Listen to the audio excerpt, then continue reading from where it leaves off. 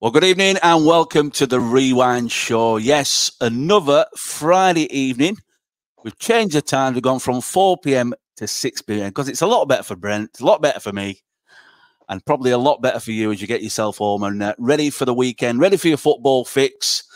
And we're here for about the next hour or so, chewing the fat and talking a lot of rubbish, which is what we often do. But I'm Steve Brown, and over there is Brent Peters. How are you diddling? I'm okay, Paul. I'm okay. I'm all right. Good stuff. All we got good. there, we were messing around with a couple of phones. It wouldn't have looked good on that other phone. You were that way, and then you were that way, then you were sideways. But anyway, we got to it in the end. Listen, Anyway, if I had plenty of time to prepare properly, you know, but we never have plenty of time, have we? You know, I've been on another trip to Blackburn and back. You know, I've had an Irevan under, so I had to get that back and get back here. And when I come in, I'm starting to get ready for the show. And lo and behold, I pull the phone out that we usually do it off. And for some reason, TikTok weren't allowing us on. So I tried to use another phone, and that went all a little bit, should I say, pear-shaped. Yeah. Well, going to Blackburn, that's worse than a prison sentence. Tell me about it. Tell me about it. But anyway, it is what it is. Anyway, lots of chat. I've just been making a note. You've been a busy boy because you've been down to Waydock, which we'll chat about at some point. The project under 23s or the reserves, they had a decent result in midweek. Cups, we're in a couple of cup competitions, so we've got that to chat about. And of course, the Steeton game and then the Euxton Villa fixture tomorrow afternoon. So a lot to be going on with there, Brent. But what kind of week you had? Like you've just said, quite hectic. Started on Monday, where I kind of was not only myself, but we had to take our ground safety officer, who is still at this moment in time, it hasn't changed from COVID. Deborah O'Connor. Deborah O'Connor, yeah. So we had to go to ADOC to meet some of the management committee, but it wasn't a discipline. It wasn't a discipline hearing. It was more of a. In fact, I got in the short time I was in there. When I say short time, we had to wait for. We were the last on, so we had to wait for them to finish, and then from the time we're in there, you know, I thought it was quite positive. You know, there were one thing that struck a chord was they had the facts, and one of the questions were, do you know how much, what percentage your gates have increased? And straight away I said, well, obviously I know they have increased. 77% they've got it down as, that our gates have increased by 77%.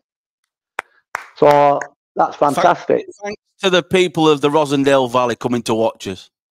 Yeah, thanks to the people of Rosendale Valley coming to watch us, but equally, thanks to the players that are on the park that are performing and playing attractive football.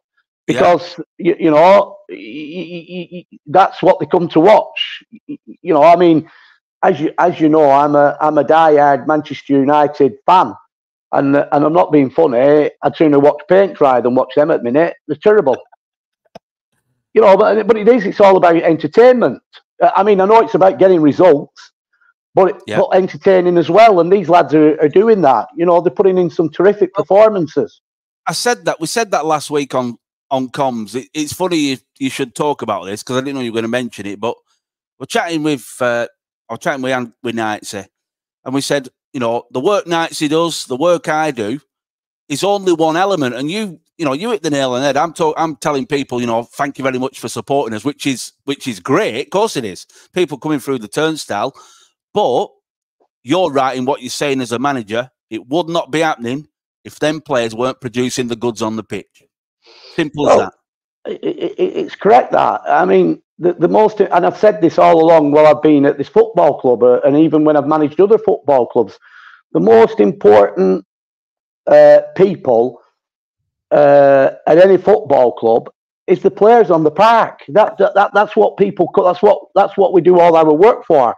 That's why we prepare like we prepare. That's why you know a lot of work has to go into your stadiums. It's not about the work that goes into the stadiums.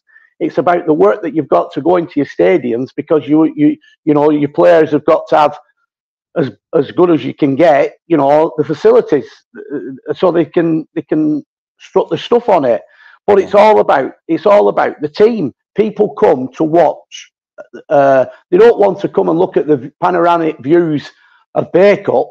You know, yeah, they love to see the views of Bay Cup. That's an extra. That's an add-on.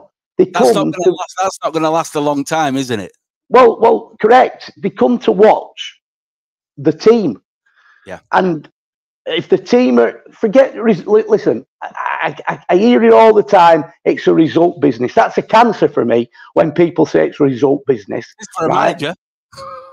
No, seriously, I'm talking straight here. It's a cancer, serious cancer. Because yes, everybody's striving for results, but I say it every year.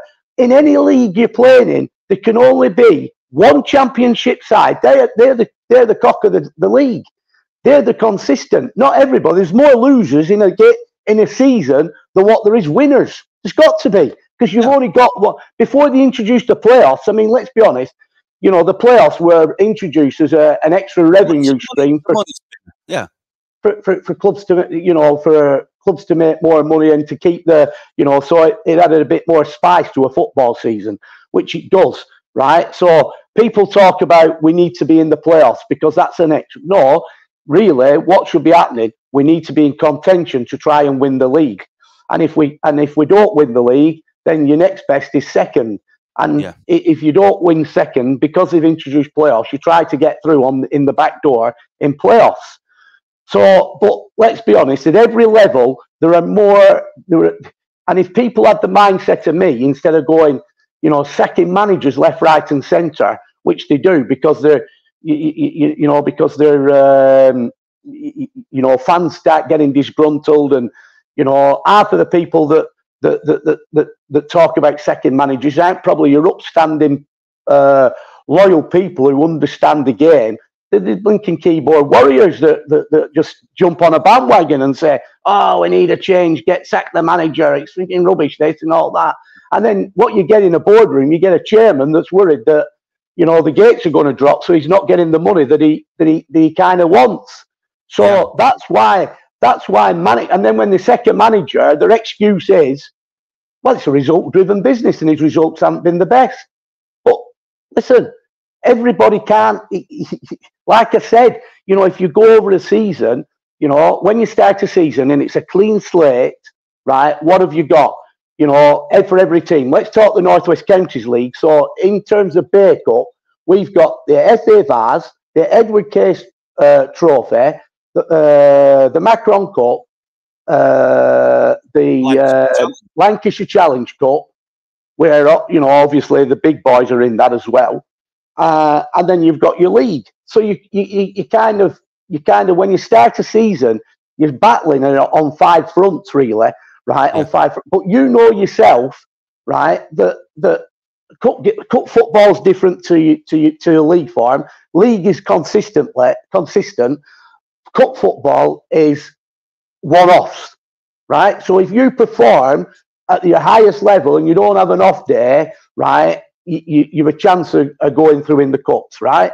Last season we got to 2 cup finals and just missed out on the playoffs, right? Now then, from that we won a cup. So Bay Cup Boro was successful in terms of silverware last season, right?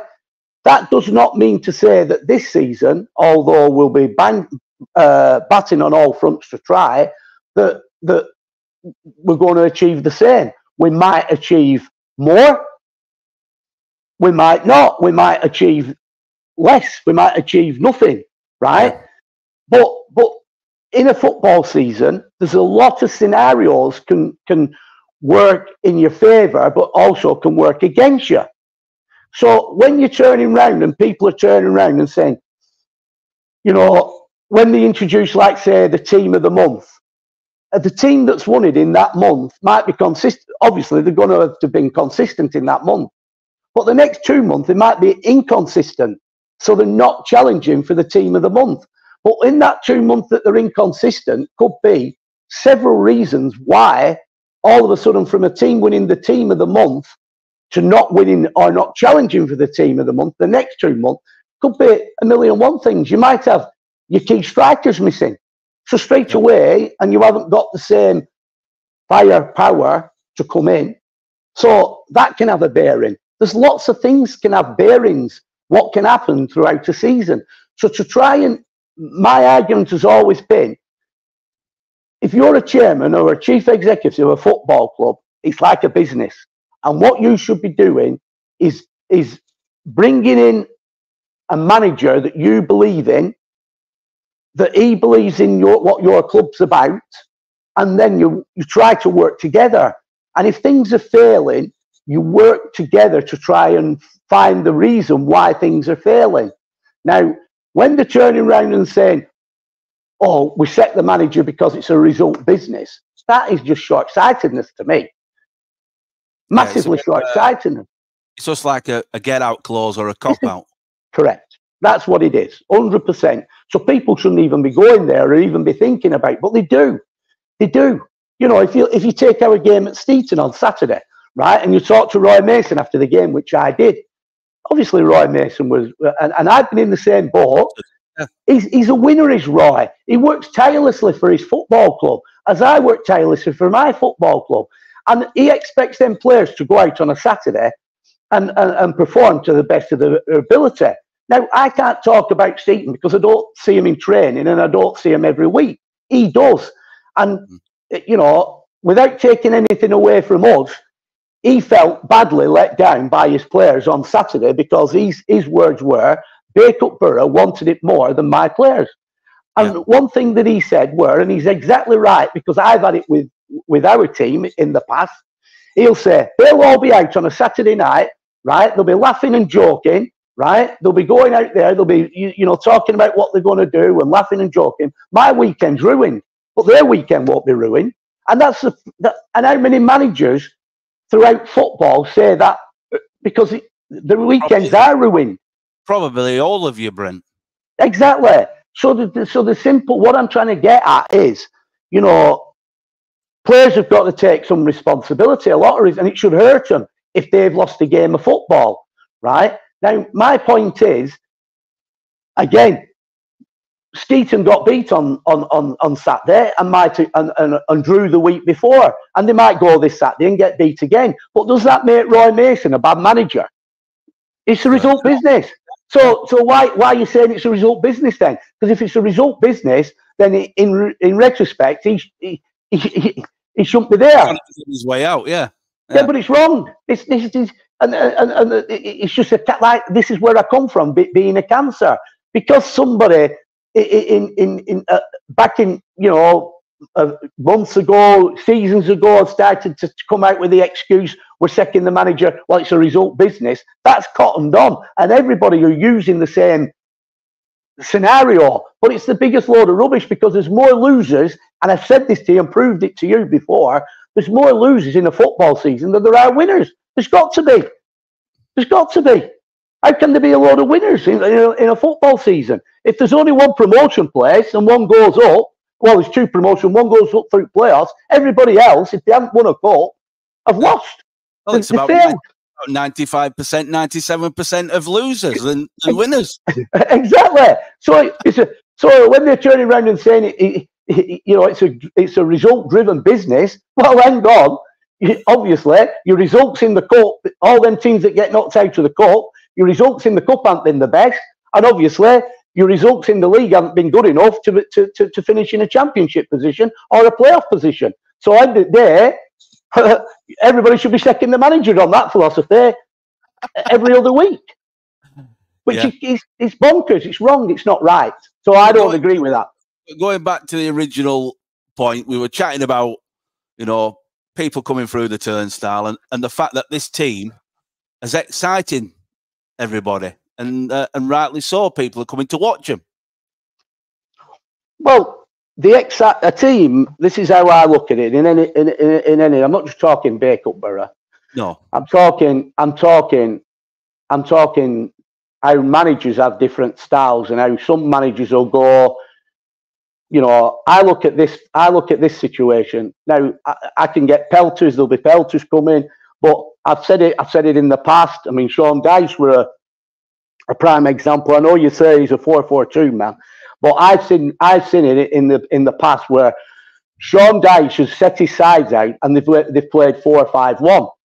Right now, for me, you've nowhere to go from. If you need to change it, if you go down in a 4-5-1 formation, you're struggling to change it, right? In my opinion, you're struggling. You can change it, but it's harder to change if you go down. Usually, teams play 4-5-1 because they want to contain, keep it tight. You know, we're going to like let's say you're a team mid-table and you're going to top of the league. We'll set up 4-5-1. We'll try and get a result there, right? Yeah. Well, I was always brought up the best form of defence is attack. Yeah, that's the way I was brought up. So if you're going to set a side up, you set your side up with to play expansive, exciting football. But you can only play exciting and expansive football. I mean, I read somebody tweeted, I think it was our historian, saying probably some of the football that Bake-Up played last week in the first half was the best he's seen for a long time. Now, I kind of have, I mean, it were good at times, but I have to question that a little bit for the simple reason we played some excellent football last season and we played some excellent football the season before. That's why the fans have come in and that's why the fans have stayed. And that's it's been a gradual progression with the supporters, hasn't it? Correct. So I just think that was I get what he's saying, but do I 100% agree? No, because I've seen us play some excellent football in the past, just exactly the same. Now, how do you get players? How do you get a team that plays good, exciting football? Now, you've got to have, in my opinion, the right calibre of players in your team. If you've got kind of sterile, negative players in your team, you're not going to play good, open, attractive football because the players that you're picking from, and it might even happen here at Bake-Up if we've got injuries. The only players that we could pick from are probably what I'd class as mainly negative players. And it's happened in the past where I've come on this show and I've talked about, listen, when Michael Gervin doesn't play, we don't play. Because Michael Gervin, let's be honest, is one of those players that, although he does frustrate the life out of me and Nigel at times because he takes too many touches, and that's when he gets caught in possession and he has to work twice as hard then to keep the ball, but invariably he doesn't keep the ball, he loses it. But when he doesn't lose it, right, and he executes his passes that he can do in his range of passes, there's nobody better. And he's the one that, for me, is an exciting player on the ball. Now, if you've got another couple of players that's like Michael Gervin on the ball, then you're onto a winner. And I think we've got that in terms of, if you think about Michael Gervin, and we go back to last Saturday, we've got in that midfield last Saturday was Michael Gervin, who is technically very, very, very good. You've also got the kid that I was dying to get in from the beginning, in Ben Thompson, right? Yeah. That's come from Fleetwood. What a terrific! He's just going from strength to strength. He's just been like a duck to water in this time. Correct. He's going from strength to strength. What a player! I mean, I don't think I've ever seen him lose the ball. He doesn't lose it, and he's so grounded, and he just gets on with his job. But what I'm saying is, so them two straight away complement each other. And then you've got, if we look at Connor Morris, Connor's been in there. I've adapted him. He came here as a goal scorer, as a number 9. I felt to myself, you know what? I think we've got a load of goal scorers. We've got a load of number 9s. Maybe this player can play number 10. So obviously I've put him in as number 10 and he can score goals, right? So he's still contributing in scoring goals. But the one thing is, he's technically gifted. He's a very, very good player. So he's technically good on the ball. So you've got 3 good midfield players that are gifted players. So because you've got them in there, that midfield that are, that are gifted players, the chances are you will play football to complement their ability. But then not just that, you're going further up the field, then you've got more attraction. Correct. But from that, then when you go higher up the pitch, we've got players in positions like, if you go back in the day, when you used to be excited about your wingers, right? Now I'll turn around and say we don't play with wingers, we play more with inside forwards. But if you go back in the day when teams played with wingers, and you look back on the fantastic number 7s and number 11s that there were in the team, when you look at your George Best, Willie Morgans, go on. Steve Copples, Hill, but yeah, all them, they were all exciting players. So if you've got players in your team that can be, that have got explosive pace and have got good feet, then and they all gel together and play well together, then you've got the makings of an absolute fantastic team to watch. Yeah, exactly. And that's what we've got. And as long as they carry out their instructions, it's not what we do usually when we've got the ball. We know what we're capable of doing when we've got the ball. It's when we haven't got the ball where sometimes I have to question the lads, and Nigel has to question the lads, because it's out of possession. When they switch off or they're passing the responsibilities, that can't happen. They've got to be focused, no passing on, keep their own responsibilities, and make sure they do the job. Now, it's no coincidence that when they do that, we're on the back of 3 straight wins. And that, long may that continue. I'd like to think it'll continue every week. But the chances are, I'm not so stupid, I've been in the game long enough to know that something will happen, and it won't be like that every week. But listen, but it could be. We've just been talking about the midfield and the forward play, but away from that, it's what we've managed to do defensively as well, which has got us the results, because we've got a solid unit. We're not leaking as many goals. Exactly. I needed to do something about that, and I did. We lost Joey Fallon on a suspension, and immediately I put Malachi Clark with Gareth Wager, and it worked a treat. Obviously, Ben Langley was on holiday, Aidan Housay were on holiday.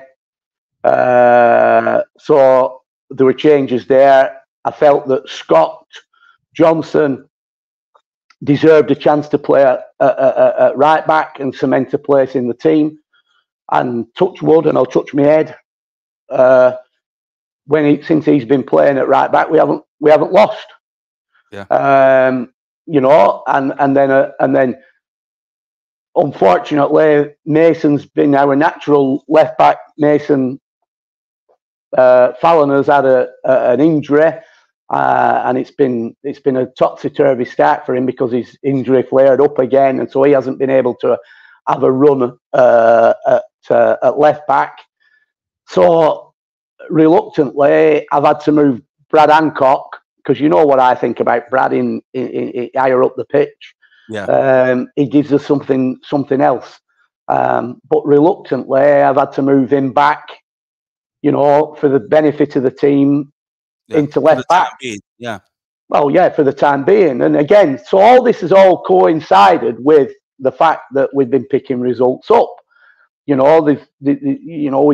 haven't got square pegs in round holes, and the lads are doing the business. Then when Gareth got injured and Joey Fallon came back and was available, it was an easy decision, because straight away Gareth were injured, he wasn't right. So Joey Fallon just stepped into the breach alongside Malachi. Yeah. Now again, Malachi, he keeps wanting to. Since I played him from right at the start of the season and played him in midfield. He kind of likes midfield, so he keeps pushing to play in midfield and play higher up the pitch. But listen, you can't. At the moment, no chance. There's no chance. They're solid, and it's all about getting results, and it's all about performances. And I can't, the lads. It's like it just makes my job so much easier because on Saturday, they put in another 5-star performance. I mean, let's not make any bones about it. And Roy even admitted this himself. It was 3-1. I mean, that one came in as a penalty late on in the game, and I think that was just the referee feeling sorry for him and giving him a bit of a token. But the fact of the matter is, even Roy admitted it could have easily been a lot more. Yeah, he did say in post match they beat us in all departments, and we did. Yeah, and the good thing again for goal scorers and chipping in. I remember having a conversation the week before with when we went to Route 1 Rovers, and I could tell that Lewis Byrne were getting frustrated because he hadn't hit the back of the net. But Lewis Byrne, away from hitting the back of the net, was contributing as much as anybody else in our link-up play and our progressive play going forward, right? And he was working tirelessly, and he was linking up brilliantly. And I didn't want him to get frustrated because I knew the goals will come for him. They'll come. I mean, they have come. They came on Saturday, right? And I went to him at half-time and said, listen, he said, I'm frustrated. I said, don't get frustrated. Don't get it. He said, just listen, you're contributing. Your link-up play has been fantastic. It's the same with Kyle. I mean, look, last season, if you think about last season, one of the we both myself and Andy were critical that Kyle Siddall and Alex Mellor didn't contribute enough goals in a forward line, and it was all reliant upon Toby. And we basically both said that they had to contribute more in goals. This season, we've seen it. Alex is chipping in with goals, as we've seen. Kyle's chipping in with goals, as we've seen. Lewis, even though he hasn't been, scoring like he'd like to score, it doesn't matter. At the end of the day, he scored on Saturday. His work rate's there, and he scored on Saturday. Equally, last season we weren't getting enough goals from probably midfield players and from even defensive players. But Joey Fallon now, I mean, we can't stop him. He scored. What's he scored? 2 in 2. 2 in 2 for Joey Fallon. As Andy, well, not Andy, as Nightsy was saying on comms, he called him SpongeBob SquareHead or something like that. Right. Yeah, well, I wouldn't really. Well, I wouldn't say that about my Super Trooper. And by the way, it was his birthday this week, so happy birthday, Joy. But joking aside, he's got off to a great start. Yeah, exactly. So the good thing is, again, we've got, if we can only go back to the Route 1 Rovers game, and we can only go back to the Steeton game last week, but the football, which is what we're talking about, the reason why we're playing so much good, silky, sexy football is because we've got silky, sexy players when they're on it. The players that are technically very, very, very good. And they're not being selfish. They're not being greedy. They're interacting as a team, and that is really, really pleasing. I mean, you think about, Connor Morris is, he's only just come to the club, but contributing excellently. Unselfishly. In his, you look at Lewis. Lewis had his issues last year, so he didn't play a full season. So again, he's kind of. I'm not saying he's new to the club, but you get where I'm coming from. So you've got Lewis, and then you've got, and then on top of that, you've got the lads in midfield. I come back to, Ben Thompson, and Brad had killed me. I nearly called him. I keep getting mixed up. I called him Brad last week in changing room. But Ben, you look at Ben. Like I said, every game he's going from strength to strength. You could tell he's had a good upbringing in football, good education. You watch him and watch him play, you know, where he is and how intelligent he is. And look at him all the time. He's got his head up and he checks his shoulder. He's always fully aware about who's round him. And then he drops into good pockets and gets on the ball and, you know, makes that third man run. He's quality. I can't praise him enough about what, you know, how he's fit into the team. And it's not easy for him. Listen, this is a kid, you know, that travels from, you know, I know we talked about with Boasted Colin in the past for standing on the gate and travelling from Conway. This kid travels from Wrexham. Wait a minute. Not, you know what I'm saying? He's not local. You know, and we're just so pleased to have him on board with us because he's a fantastic kid, but he's a fantastic footballer. Yeah, and like you said, he's bedded in really well, and a good result against Steeton. We'll move on to tomorrow. Another big game, as they're all big games, and a team who've got off to a great start and a good season last year, Euxton Villa. Yeah, well, they're up there. They've got off to a good league start. They had a setback last week against Ramsbottom. I were a bit shocked with that result in the FA Vars. I think Ramsbottom put 5 past them. But again, this is where I come to. Without knowing the full details, that could have been a freak result. It could have been the goalkeeper could have been carrying an injury. Anything could have happened. We're not privy to that. You know, I just think that you know, it could have been a freak result. I don't know, but the bottom line is, usually when a team's got a bit of a battering like that, you know, the next game they play, they'll be coming out firing on all cylinders. So make no bones about it. This is yet another top game. You know, it possesses to be a match of the day fixture. You know, 2 very, very good sides locking arms and going head to head. So, you know, again, it's one of them games that really our supporters and the Euxton Villa supporters should be looking forward to, because on paper there's 2 very, very good sides going to go head to head on Saturday. Yeah, and hopefully there'll be, as there always has been this season and last season, big contingent to support, making the trip to over to Chorley, and yeah, it'll be a good game.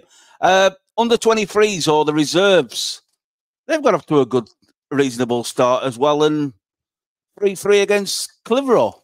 Well, when you look at it, they will get off to a reasonable start and a good start, because when you look at our squad, you know, our squad, there's competition at the minute for every place. Now every place. Now on Monday they played. Yeah, Monday. They went to Clitheroe, who were obviously are in probably the same situation as us.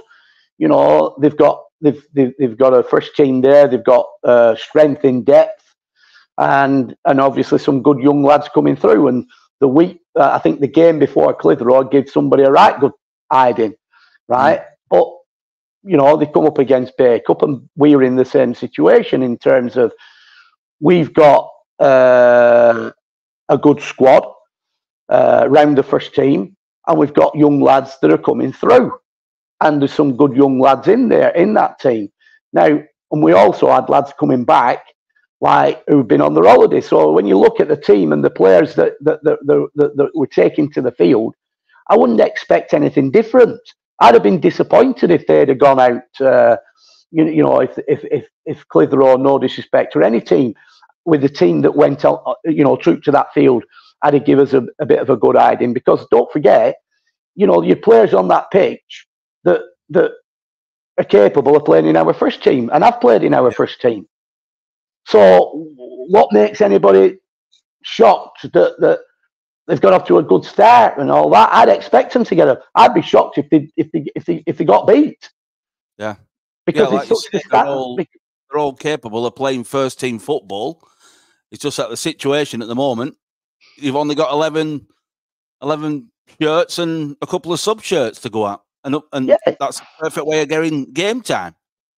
Exactly. So, you know, with the players that have gone out, and, you know, credit to Ryan. Ryan gave me a full rundown of the players that have played and how he saw it from this point of view, and who did well and who didn't do well. So I've had that rundown. He sent me that, and I've also spoke to a couple of people who was at the game, and they'd give me their rundown as well, which weren't too dissimilar to what Ryan had said. So basically, you know, I've got a good. But again, it didn't. You know, if anything, I'm kind of a bit shocked that it was a draw, because, and I'm not going to take anything away from Clitheroe. I know what we've got in this club, and I expected, if I've got to be honest, if you'd have asked me on the QT before on the telephone when I run my way to Aydock, and you'd have said to me, "How do you think they'll do tonight?" I'll say, "Well, I'll be disappointed if they don't win," because I knew what players were out there. Yeah, and so, and a lot of them were first team players. Well, players who had played in the first team, yeah. They had played, yeah, exactly. So, were I disappointed that they drew? I wouldn't say I was disappointed that they drew, but I'm a little bit disappointed that they didn't win, because I felt that there were enough out there to win. Yeah, but it's a good league, you know. They changed league last season. You're down to one side, so it's the reserves now. And I've looked at the league, and there's some decent sides in it, so plenty of competition. Oh, it's great. It's good, and it is competition. Where they were. 100%, and we needed to just have that one team, and you know, that's the key, isn't it? You know, it's the key to have more quality within your setup than having too many players, and you kind of like haven't got the same quality. You know, there's good lads out there, and it is a good level of football, and you know, it was pleasing to see that Toby that's the first time that he's had a run out. He's still not ready to come. Before everybody starts saying because Toby's had a game, he's as honest as the day's long. He texts me probably within 20 minutes of the final whistle going. He actually texts me, and we had a conversation through text message.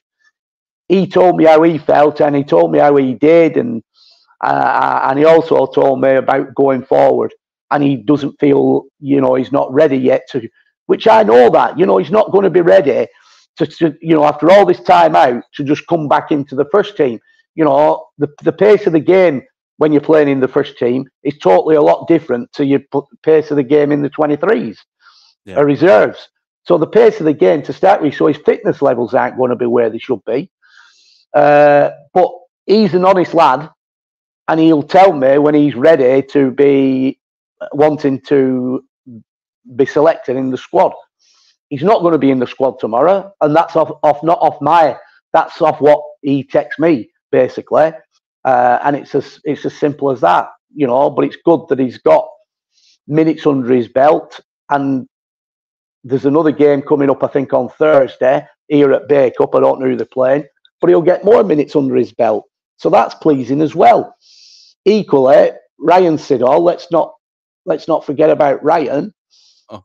You know, these games are massive for Ryan. You know, massive. But he's another honest lad.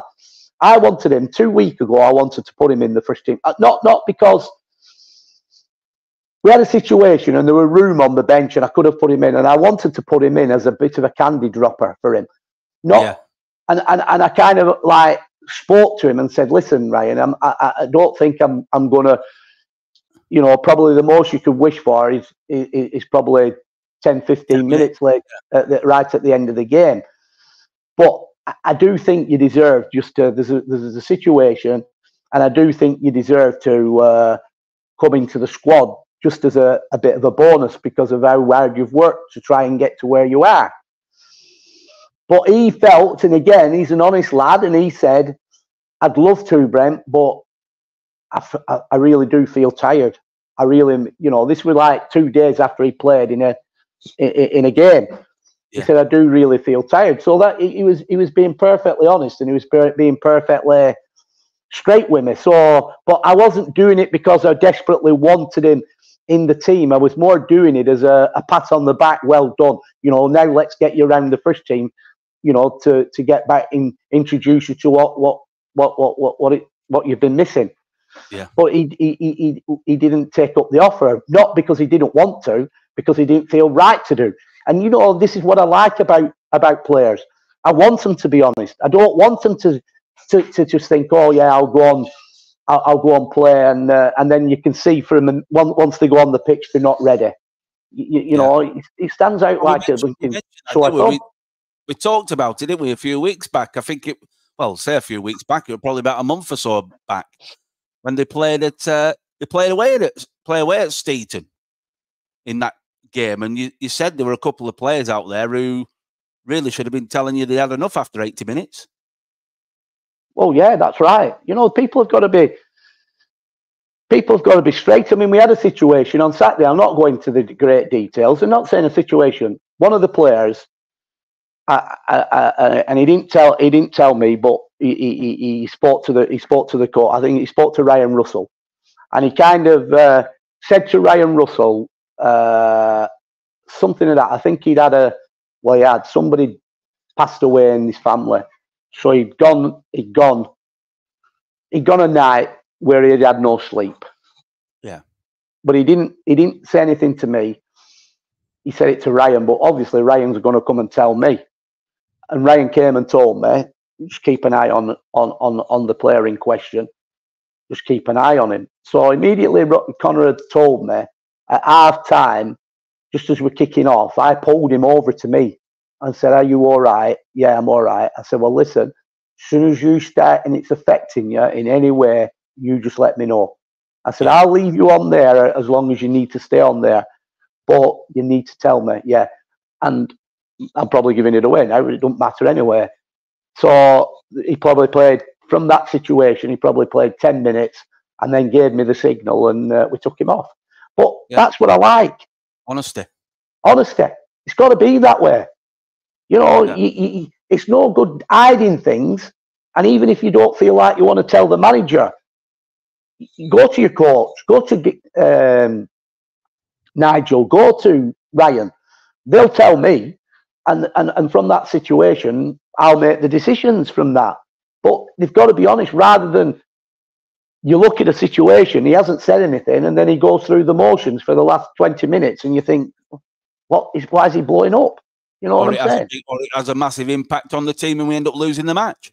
Yeah, correct. So, you know, it's everything slowly but surely. We aren't in October yet, but the new lads are suddenly finding their feet and finding out what I'm about. And, you know, I mean, I remember, listen, I love Malachi to bits.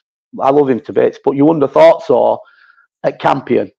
I freaking absolutely hammered him in the changing room at Campion. I've heard all about it, Brent. You give him the hairdryer treatment big time. And obviously he's gone and said he's not talking to me like, and all this carry on. But listen, it is what it is. I mean, now I'm getting the best out of the lad, and I love him to bits. But Aidan Houston, exactly. But the thing is, you know, it doesn't. Just because I love my family. I love my son, my daughter. I love my grandkids. But if they step over the line and they're not doing what they should be doing, I'll freaking give it them. That's the way that's got to be, isn't it? Is that not life? That's accountability. Correct. You know, I'm here to try and get results for Bacup Boro. You know, I'm not here really to make friends, but I respect people.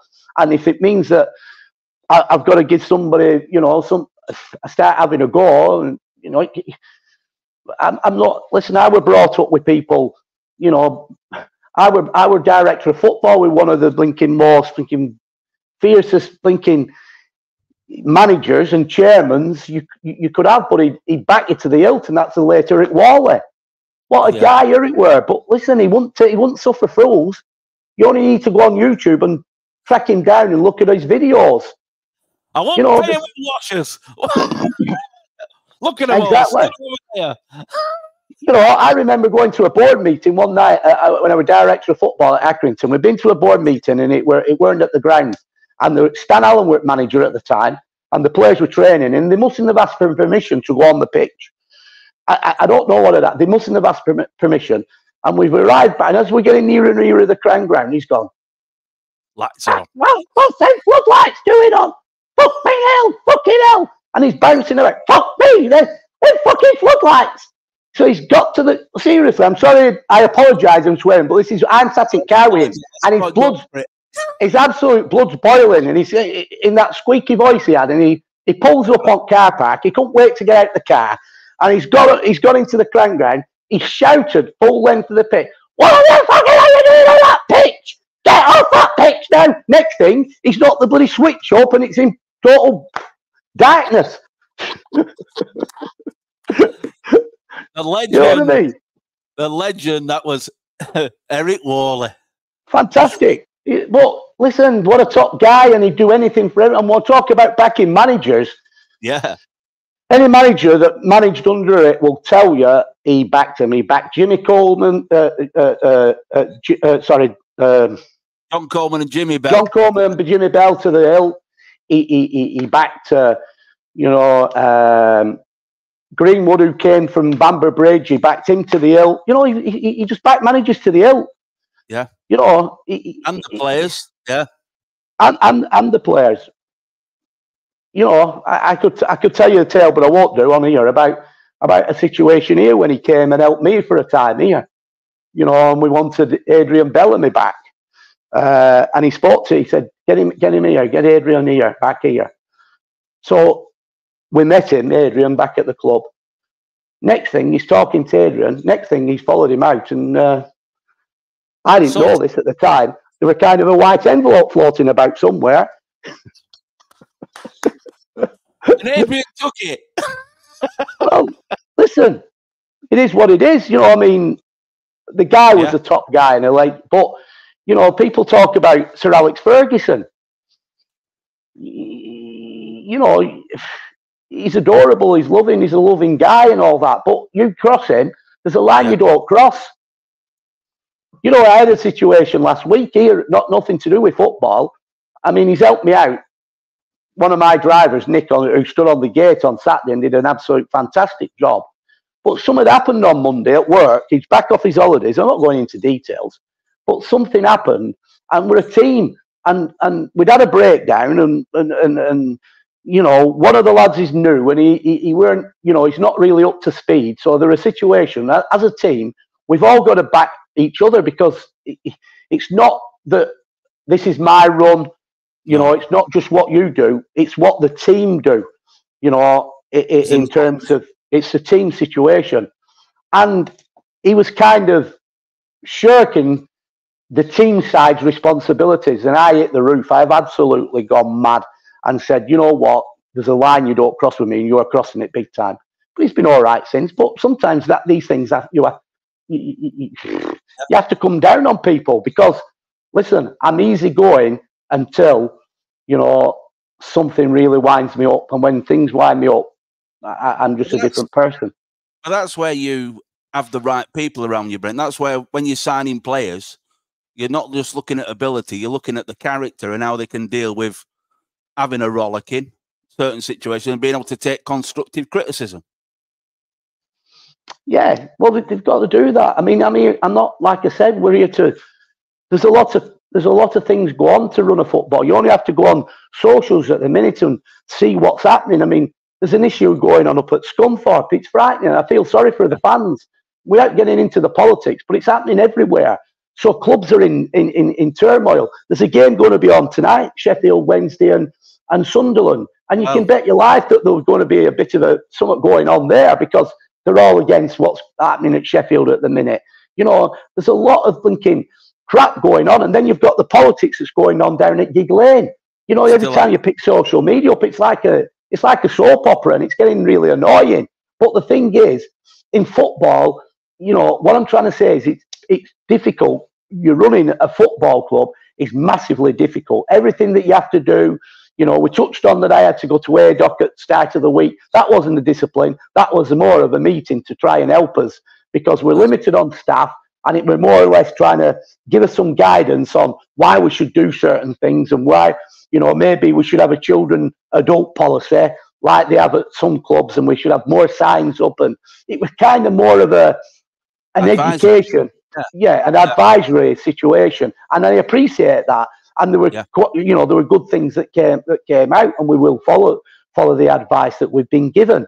But people should realise when people just turn up and wreck up at a football ground and they pay the money and come in and they're just all they're thinking about, as Carl Siddall turned up today at the game in his performance, or as Joey Fallon turned up, or has he not? You know, and then they go away and say, well, that were a bloody shower of freaking crap, or they turn up and say, you know what, that was really, really exciting to watch.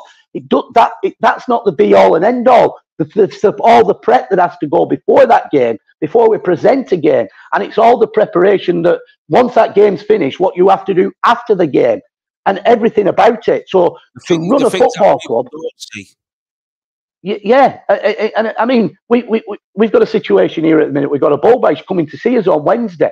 You know, that's you know, the guy comes down with a bull bout. It's not like going down to blinking selling out shop down the road and getting the blinking £2 blinking bulb. You know, you're talking. It's a few hundred quid, and then we've got to get a blinking because it's the centre one. It's one on the halfway line, so where they've put the telecom mast. So we've got to get a blinking what do you call them? A scissors jack to go up that he's got to go up to. You're talking for one bulb change there. You're talking like probably I'll get a bill in the region of about 500 quid at the end of the day. Bloody you know, that's just for a bulb change, and then he could be halfway up the A1, and we've got a gain, and another bulb could go, and then another 500 quid. You get me? You know, they don't understand unless you've been on the inside of a football club. You won't understand. And this isn't just Baker. This is every football club, especially playing at this level. People want to get into this level, but it's an eye opener once they get in it. What they've got to tick the boxes that they've got to do. We had a ground grade last week from the Football Association, right? And one part of our ground hasn't got the 1.83 runoff. One part. So straight away, luckily, we've got probably a metre to play with. So we've got to bring at some point, which sooner rather than later, the goalposts in. So we get that 1.83 runoff. You know, but it's a job. That's only one job. There's others. But it's a job. It's not an easy job. It's not a 2-minute job. That you know, you've got to move all your goalposts and everything. All your line markings change and everything. You know, I'm just trying to bring points up of, you know, when you wreck up at the local recreation ground, you don't have them problems. They're not there. But you're in the big league. You know, we might be down at step 6, but step 6 onwards, it's frightening. And that's why so many clubs who are playing like the amateur level, you know, if you take Euxton Villa, who are our opponents tomorrow, it was only 2 seasons ago that they've made the transition, and they must have spent in the region of £200,000 or £300,000 just to get to step 6. Yeah, that's why I think there needs to be a look at, because when a club like Euxton Villa that spent all that money, and I go back to when Golkar were trying to do it, and they spent a lot of money. They spend all that money, and there's no guarantee on the playing side that they're going to be competitive, because when you get in this league, it becomes a rude awakening. As probably Shelley are finding out, they're struggling at the wrong end of the table, and so what I'm saying is, the big issue is you can spend all that money because you want to come in, because that ticks the boxes and gets you in. But at the end of the season, you could get relegated. And when you get relegated, you go back into a kind of an amateur setup. As you call it, you fall off the cliff. And you fall off the cliff. And I don't think that should be happening. Not when they're trying to tell teams to. There should be when you get to this level, there should be some kind of protection, because the teams in like the West Lakes League, they don't have the same criteria as what the North West Counties League have in terms of, you know, enclosed stadiums, etc. Whereas, so straight away from one situation, you're going from enclosed stadiums and people paying money to an open stadium where people just rack up and walk on with your dog and watch you. Yeah.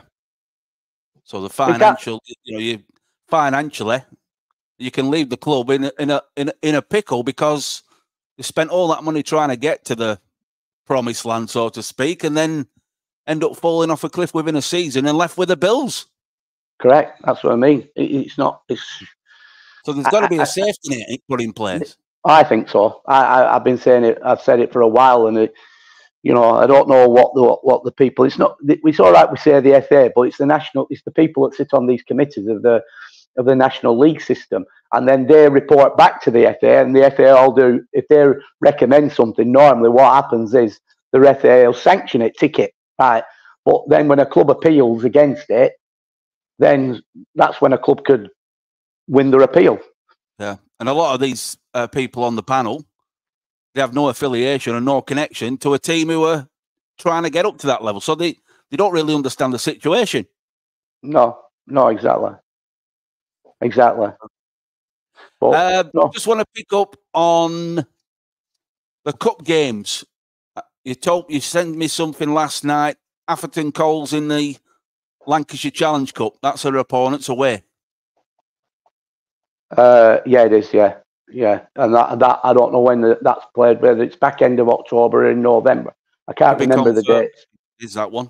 But you've got something, have you, for that one? But it's what back end of October, is it? It's got to be. I haven't seen what date it's got to be played by. But it's either at the back end. It's either got to be played by the end of October or middle of November. I'm not quite sure, but find out and put it on. But the fact of the matter is, we've got Atherton Coles, and that'll be a mid. When people are saying we're not playing midweek games, well, we will be in the cups. I mean, Daisy as well.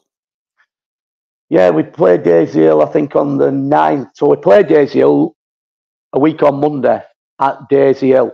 That'll be in the, I think that's in the Edward Case Trophy when we start to defend the trophy that we won. So we've got that coming up.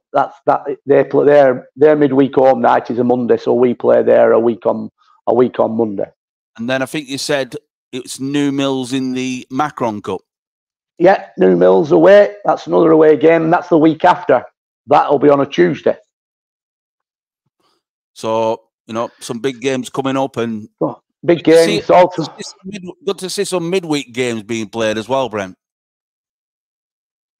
Well,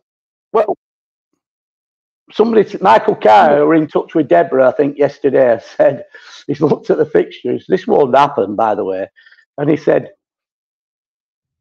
end of year, we've got no games till March. This is what Michael Carr said, because of the way that they set the fixtures out. But that won't happen, because as teams get knocked out of the cup competitions, they'll be rearranging them games. And when I mean cup competitions, I mean, it's one thing I brought up on Monday. They were talking to me about one of the things that got brought up were about the fixtures. And as you know, I were banging the drum last year saying, why are they taking Saturdays for cup matches when they know that the league season has got to be over with by a certain date, and the cup matches don't have to be over with by a certain date? They should put the cup matches midweek. Well, they probably won't want to give me credit for saying that, right? But they've put them midweek. Good. So they've obviously listened. Well, you're not after credit. The fact that it's been fixed. Yeah, that's it. They put them midweek. Right, and so they should, because it doesn't then impede on your league program. Right, it's not impeding on the league program. So they've put the cup matches midweek. So that's probably why there hasn't been that many just recently midweek games, because of the cup match. Now I said to them, you'll see a difference this year with us because we've gone out to the Vars. Yeah. Last year we played 4 matches in the Vars. That's 4 Saturdays we lost. Yeah, we had a reasonable run, didn't we? Yeah, so 4 Saturdays we lost. We lost those Saturdays in the Vars. The Vars is a killer for any club. That's where you start getting bogged down, especially if you want to be challenging. Well, you see a lot of teams, don't you? They're doing really well in the league, and then all of a sudden they're doing okay in the cup competitions as well, and the league form, takes a nosedive later on in the season. Well, yeah, because it's all right. I think they have small memories sometimes, the people, the powers that be, because like it got brought up on Monday and you know, about we almost, because we were involved, we had game teams to play, and we was involved in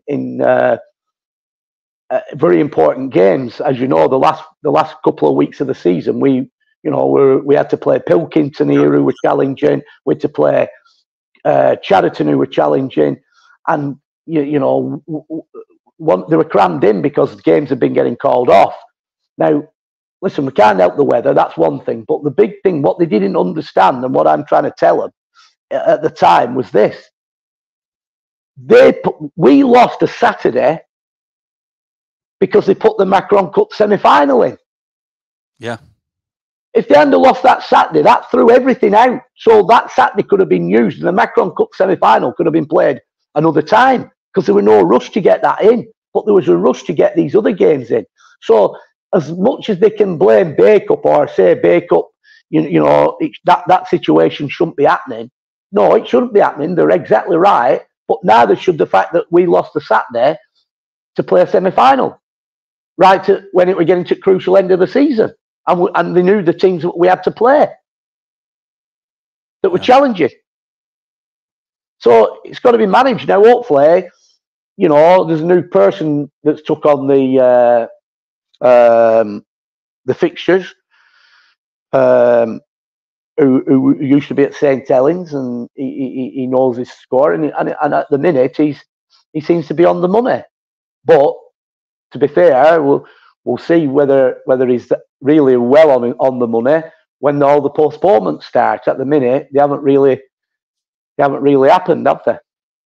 So, but yeah, the simple fact is, midweek games, we've played quite a few league games midweek, and we've had a bit of a break, and now the cup games. Now, longer you're in the cup, then longer you'll have midweek games. That's how I see it. Yeah. If you go out the cups, then you'll not have many midweek games. No. So let's get a good couple of cup runs. That's what we want. Well, we want everything, don't we? We don't just want cup runs. We want to be challenging on all fronts, and that's why we've got a squad like we've got. But people, it's all right having a squad like you've got. I mean, quite a few are on contract, so they can't go anywhere. But the ones who aren't on contract, you hope they'll be patient and challenge and be here to challenge, because a week's a long time in football. It's like I said in changing room last week when the two lads have come back, like Ben had come back from Ben Langley, and Aidan Housey had come back from being away. Listen, I can't look in a crystal ball. I can't foresee how we're going to do over the next few weeks. But I'd like to think that we're going to do quite well, and we're going to be consistent. And if we're doing quite well and we're consistent, then obviously it's going to be harder for guys to get back in the team. And they've got to be just patient, because it's not me. They had the shirt before they went away. It's not my fault they've gone away. I'll give you another instance, which is bonkers, and I'll give you another instance. So I've been utilising, right? I mean, at the minute, I haven't got Nathan, because I want the right one. I haven't got Mason, a goalkeeping coach, although he has been going to his own goalkeeping coach, right? But on a match day, it's not that I haven't been trying. It needs to be the right one. I'm not just getting somebody who says he's racking up and saying I'm a goalkeeping coach. I want, you know what I'm like? It's like turning around about goalkeepers. If you look at the goalkeepers I've had at clubs I've been at, they've all been around Football League clubs. They've had Football League education. They've had Football League pedigrees, right? I'm not the easiest person. There's a goalkeeper and there's a goalkeeper. Correct. So equally, there's a goalkeeping coach and a goalkeeping coach. You get me? So it's got to be the right one. So there is an opportunity for somebody out there if he's the right one. Now, I've kind of not let him down, but I've kind of, and you won't think I'd let him down because he's performing.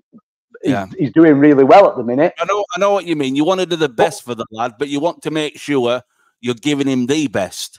Yeah, but what's happening now on a Saturday? So what I've been doing, I've been including Lewis, to give Lewis North, who's our reserve keeper, match day experience, but also so he can coach, or he can not coach, he can take Mason's warm up with him on a Saturday. Sometimes he's been in the squad, named in the squad. Sometimes he hasn't, but I've paid his expenses just to come and take him. Yeah. But then I get a text message. He did it last year, but at least he's done it. He's done it right this year, but he hasn't made it right because he's done it right. I won't be available Saturday, Brent. I'm up in Newcastle. Do you remember last year? Well, of course I remember last year. Last year, I'm ringing him up because we had an injury and to a goalkeeper, right? And I'm ringing him up because I want to put him. He said, "Oh, I can't play tomorrow. I'm in Newcastle." But he's only in Newcastle on the piss, right? Now he sent me a text telling me, warning me this time, I won't be there tomorrow. I'm in Newcastle, and I've gone, well, that's every bit as bad as freaking. That's every bit as bad as a player going on his holidays in football season. In fact, that's worse. So then he's apologised to me. They don't think straight. They're playing at a good level of football, and he'd rather miss Saturday, right? He'd rather miss Saturday, whether he's in the team or not, but he's still an important cog in the wheel. He's as important as anyone. He's as important as anyone, and he's deciding to go up to Newcastle on the piss. Now, in my opinion, that's a piss take. That's a snippet right there. But yeah, joking aside, Mason Walker he's putting off some good performances lately. He's doing well. He's doing well. Yeah. He don't like picking a phone up and speaking to me, but he's doing well. We're going to leave it there. Absolute pleasure as always. 3 o'clock tomorrow afternoon. Get yourself to the Jim Fowler Memorial Stadium for Euxton Villa versus Boro. And if you can't make it, then I'm sure me and Knights will be chatting rubbish from about 2:45 onwards. But see you tomorrow, Brent. See you, pal. See you later. Thank you. Bye. Bye. Bye.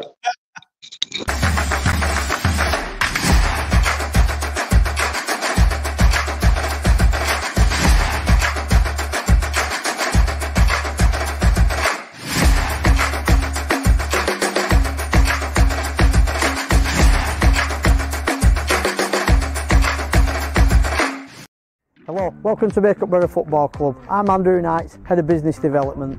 Over the last 18 months, both myself and our fantastic media team have been working hand in glove, building up crucial relationships between the business sector in Bacup, Rosendale and beyond to link them with the club and get some much needed investment into Bacup Boro Football Club. With over 50 businesses now involved in Bacup Boro Football Club, that's fantastic, but we would like you and your business to come and join us on our journey. We have lots of exciting packages available to suit both your company's budgets and your needs. So what platforms do we have here at Bacup Boro Football Club for your business? We have the live rewind show every Friday with Steve Brown, our head of media, and our manager up for over 25 years, Brent Peters. We also have every game home and away live through our Facebook platform, brought to you again by Bacup Boro Media team. We have banners, pitch side boards, website hyperlinks and programme adverts. These are all things that will promote your business through the football club. We also, for this season, have a very exciting new edition where we're offering match day hospitality. Packages are available, please get in touch. So if you like the sound of us from what you've seen today in this short video, then please get in touch. You can come and meet us, you can come have a look around our facilities and meet the staff, or likewise we can always organise a meeting to come and visit you. On behalf of myself, Andrew Knight, and everyone connected with Bacup Boro Football Club, thank you for listening to this short video, and fingers crossed, we'll see you all soon.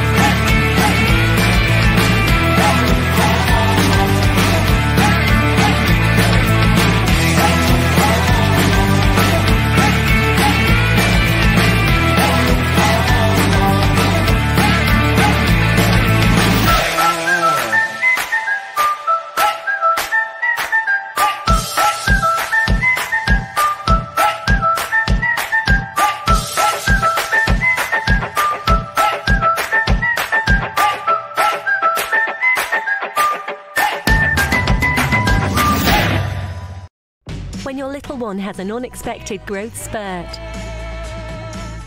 There's Windsor's, when she couldn't resist the game of five-a-side on her way home.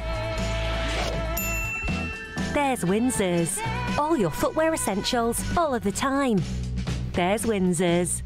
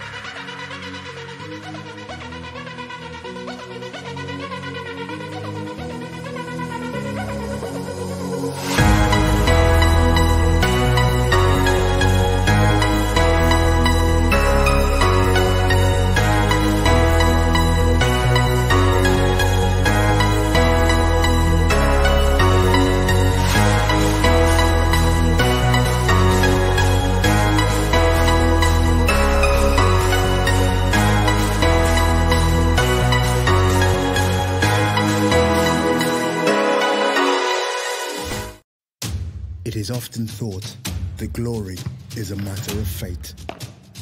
But the truth is, no one was born a hero. It's an everyday journey. There are no shortcuts, no perfect scenarios, no days off. Things won't always go the way you expect. Sometimes you may ask yourself, why me? Why now? But overcoming challenges is part of the game too. It doesn't matter how strong your rival is or how hard the game gets. Doesn't matter if all eyes are on you or if nobody's watching.